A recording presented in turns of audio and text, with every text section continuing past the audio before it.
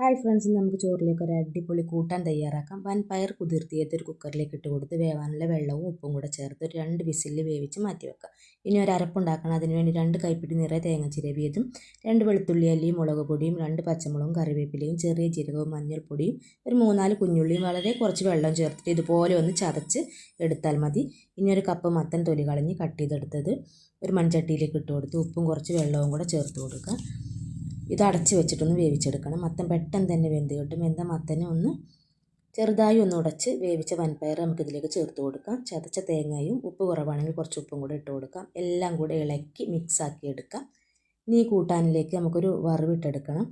ഒരു 5 മിനിറ്റ് ഈ കൂട്ടാൻ തിളച്ചാൽ നമുക്ക് തീ ഓഫ് ചെയ്യാം കേട്ടോ. ഇനി വെളിച്ചെണ്ണയിൽ കടുകും വറ്റൽമുളകും കറിവേപ്പിലയും താളിച്ച് നമുക്ക് ഈ കൂട്ടാൻ്റെ മുകളിൽ ഒഴിച്ചു കൊടുക്കാം കേട്ടോ. നമ്മുടെ സൂപ്പർ ടേസ്റ്റി മത്തൻ പയർ കൂട്ടാൻ റെഡി കേട്ടോ. സൂപ്പറാണ്. ചോറിലേക്ക് ഇങ്ങനെ ഒരു കൂട്ടാൻ മാത്രം മതിയാകും. അധിക പേരും ഉണ്ടാക്കുന്നത് തന്നെ ആയിരിക്കും. എന്നാലും ഉണ്ടാക്കാത്തവരൊന്നും ഉണ്ടാക്കി നോക്കൂ.